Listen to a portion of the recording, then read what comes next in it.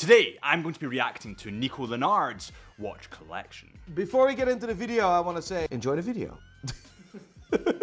Welcome back to the Chisholm Hunter channel. My name is Harrison, as always. And let's dive straight into this collection with the first, and probably one of my favourite watches that Nico owns. This is the AP Royal Oak Offshore Limited Music Edition. This model is absolutely stunning and is limited to 500 pieces worldwide. The model number of this watch is 15600Ti.00.A343CA.01. This model comes in at 43mm and it comes with a blue dial. Now the metal on this model is actually titanium, which makes it a little bit more dark than stainless steel or white gold. And that actually pops out those colors on the dial that little bit more. This model actually comes with a blue rubber strap, but Nico, the man himself, has switched it for almost like a lime green rubber strap. Not sure what he was thinking there. This model comes in new at £28,600. However, because you can't get it new anymore, it comes on the pre-owned market at between £40,000 to £60,000 depending on condition and box and papers. That's pretty pricey. Next up is a watch that Nico was spotted buying his brand new Ferrari with. How the other half live. This is the Royal Oak, the AP Royal Oak self-winding chronograph with the model number 26331ST.0012220ST.03. This watch comes with a silver dial that looks almost white in certain lights and also has black sub-dials, which contrasts wonderfully with that dial and also with the stainless steel case and bracelet. This watch comes in at 41mm in diameter. It's 11mm thick, which is bloody thin for a chrono model. And it goes to water resistance, or is water resistant, to 50 meters. Basically, don't go in the water with it. This watch, unworn on the pre-owned market with box and papers, comes in at between £80,000 to £100,000. The next watch in Nico's watch collection is a little bit more affordable. It is an IWC Portugueser chronograph, and Chisholm Hunter actually stock them on their website, so head to chisholmhunter.co.uk if you want an IWC model.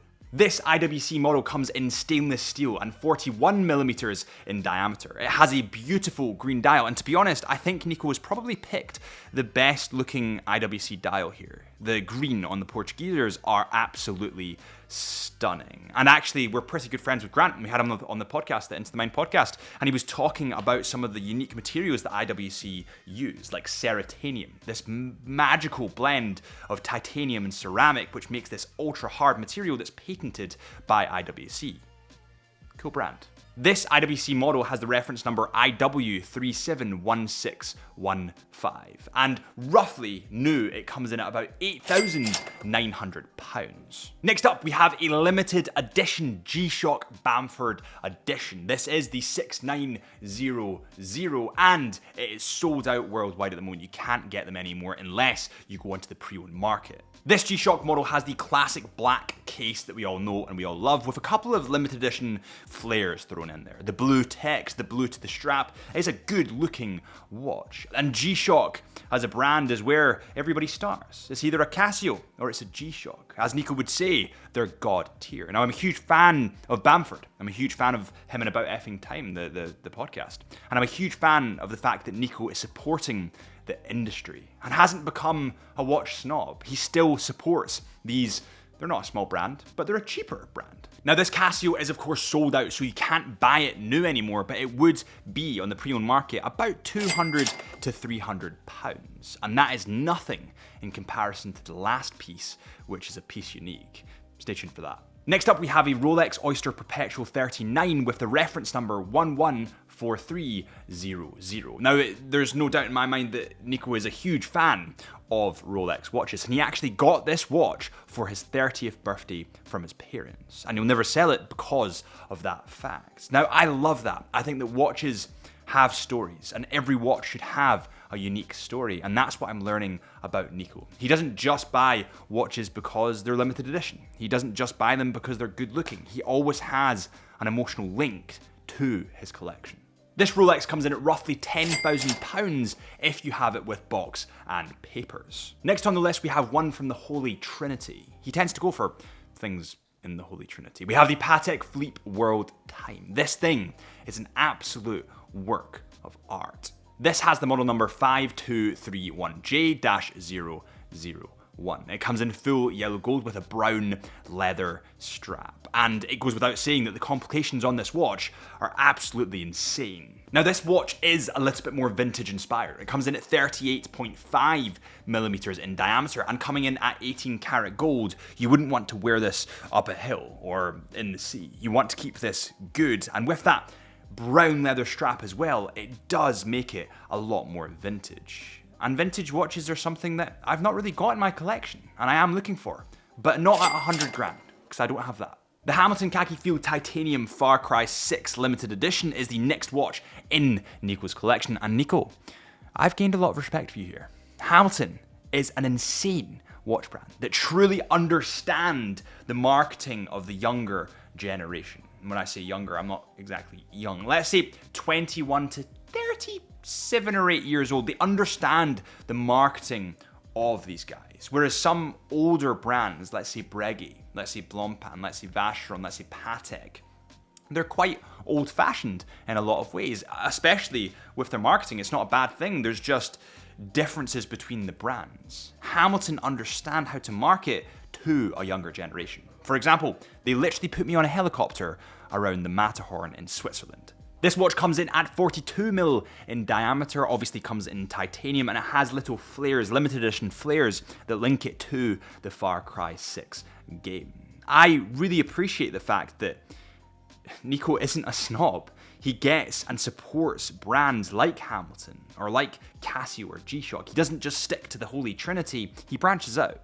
A Rolex Skydweller with the model number 326935 is the next on the list. Now remember that the Rolex Skydweller is the most complicated Rolex watch in Rolex's arsenal. This model comes in Ever Rose Gold, which is pretty similar to Rose Gold, apart from it's patented by Rolex and it's called Ever Rose Gold. But the color is pretty damn similar. Now he actually has this model on a rubber strap, and it has a gray slate dial that kind of looks charcoaly black in certain lights. It's absolutely jaw-droppingly stunning. It truly, truly is. And this watch, with box and papers, if it's in good condition, can come between 40 and 60 grand.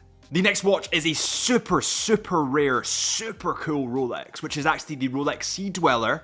Is it a Sea Dweller? Yes, it is. It is a Sea Dweller. I don't know why I second guessed myself there. It is the Comex Rail Dial Edition with the model number 1665. And as you can see on the dial of this watch, it has a large Comex logo at kind of the 6 o'clock mark just below the hands. Now Comex is a French diving company, and it's kind of like the NASA of the deep sea. It began to work with Rolex to develop the ultimate dive watch between the 1970s and 1997. Only 300 of the 1665 Comex were produced between the 1970s and the 1980s. Now that was about 50 years ago. I'm not very good at maths, but it's an old watch.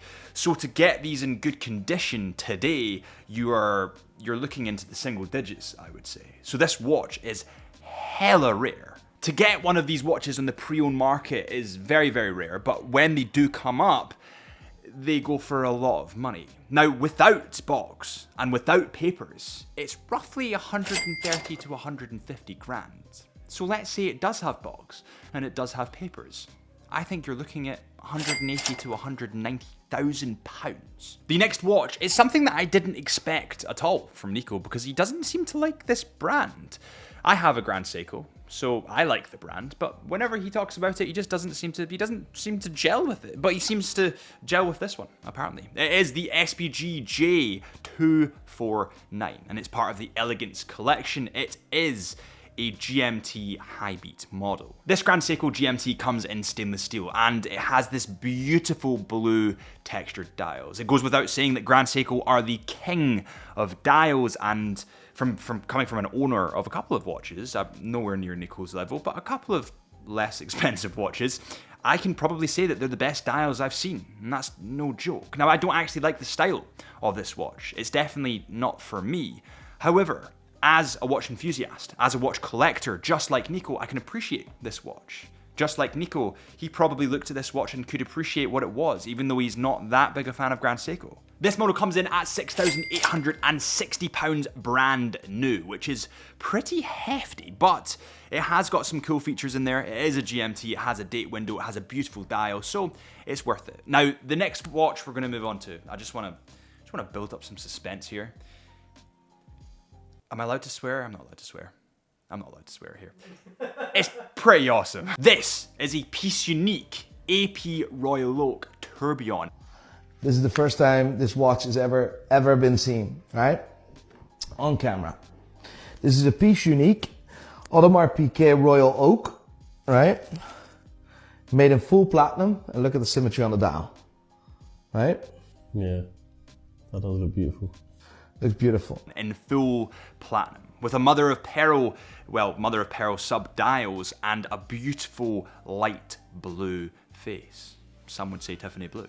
Now, something you might notice about this watch is it doesn't actually have a crown, which makes it so damn symmetrical that it's actually unbelievable. This model is actually based on the 25th anniversary of the Royal Oak in 1997 and was developed in, I believe, 2006, although because it's a piece unique, it's quite hard to say. Now, because this is a piece unique, it's pretty damn hard to price it. This is the only one in production in the world, so it's really up to the seller on what they want to price it as, and up to the highest bidder in terms of a buyer. But if I were to throw a random number out there, if I were to be very conservative, I would say it would go for about 350 to 450,000 pounds.